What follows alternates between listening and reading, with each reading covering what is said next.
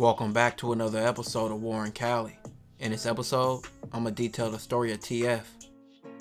TF was born in Sacramento around 1986. He would spend a lot of his childhood going back and forth from Sacramento to South Central.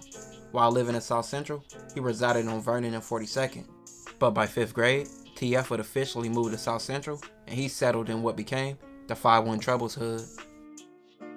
At 7 years old, TF would see his first street violence, with his house being shot up, with his stepdad being in the streets and beefing with some people. This later led to an altercation, and some guys later coming back and shooting the house up. Growing up, TF would get into a lot of fights and even get kicked out of multiple middle schools. He went to schools like Gumpers and John Muir. He would even be part of a crew called the Flirts, which was a crew known for tagging walls and for having females. That group later disbanded, and most members would join established gangs, and TF would join the 5-1 Trouble Gangsta Crips. The Trouble Gangsta Crips originated as Nothing But Trouble, and were originally known as a tagging crew. Nothing But Trouble eventually turned Crips after multiple conflicts with surrounding neighborhood street gangs. They were established around 51st Street and Halldale Ave, between Western Ave and Vermont Ave. The Trouble Gangsta Crips are allies of the Phi Deuce Hoover Gangsta Crips, and this alliance is called 5-1 Deuce. They both share the same enemies like all neighborhood Crips, especially gangs like the 5-5 Neighborhood Crips, the 5-7 Neighborhood Crips, the Rolling 40s, and the Rolling 60 Crips. They beef with several other gangs as well. Growing up, TF would see a lot, and by the age of 13, he was already getting into street activity, selling drugs, and doing anything to get money. And by this time period, he was already getting shot at. With seeing how things was going, TF's grandma would buy him his first gun for protection, after he got shot at by just walking home. Going into high school, TF would go to a school full of enemies, being Crenshaw High School, which many neighborhood Crips would go to that school. He would remain under the radar at Crenshaw High School just trying to play football and stay out the way. But the deeper he dove into the streets, the less he took football for real.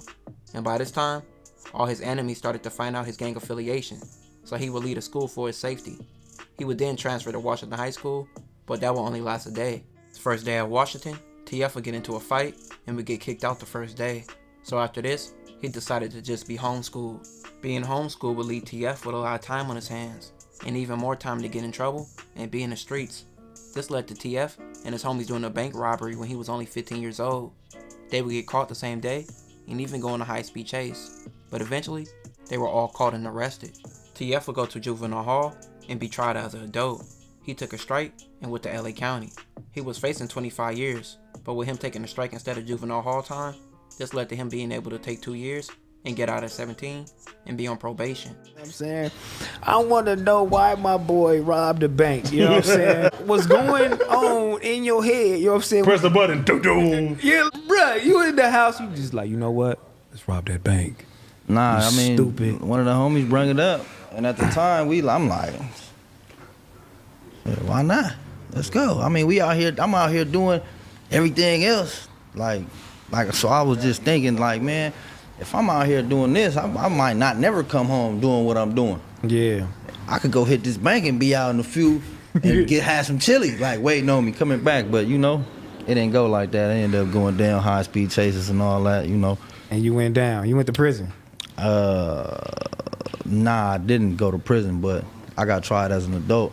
I did like a year in the county when I was like 15, 16. After getting out of jail, TF's mom would move him and his brother to West Covina to try to keep them away from the streets, and he would start promoting his friend's rap career in 2003. With TF promoting his friend, this was his first real experience in the rap industry, but with his friend going to prison for murder, this ruined their way in the industry and ruined his reason to stay out the streets. He tried rapping, but didn't take it serious. Months later, TF would be arrested for a stolen car, and this would get him sent to fire camp. He spent 2 years in jail for this and violating his probation. After getting out, TF would start recording music and recorded around 3 songs, which started gaining him a little buzz in his community and in nearby sets. With gaining recognition and people feeling his music, he felt that he could be a rapper for real. But once again, TF would be arrested again and receive 5 years in prison. TF would start reading and expanding his vocabulary. He would even do his whole bid and start writing music and set his sights on rapping when he got out. TF would get out of jail and drop the song Red Zone as his first song and official video.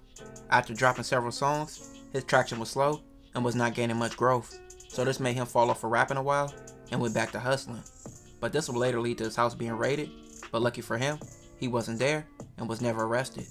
Around this time, it would be another buzzing rapper from his area, being Schoolboy Q. Schoolboy Q was having a lot of success with a few albums under his belt. He would know TF for years and would give him motivation to keep rapping after a convo they would have. Schoolboy would give TF and their homie Traffic a big break when putting them on the song Tookie Knows. The song came out in 2016, and this song was TF's nationwide spotlight that he needed to shine. On the song, he had one of the best verses. This would lead to him being invited by Schoolboy Q to go on tour with him.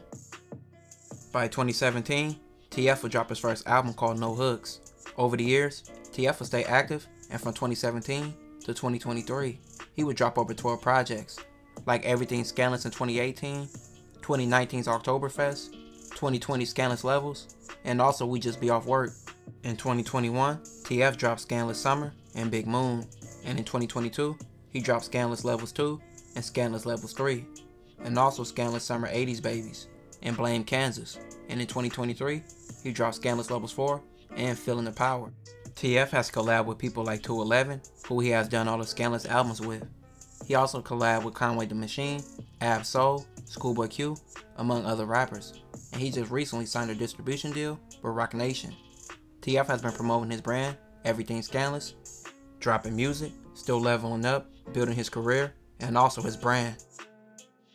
This will conclude this episode. If you haven't already, make sure you check out my previous episodes.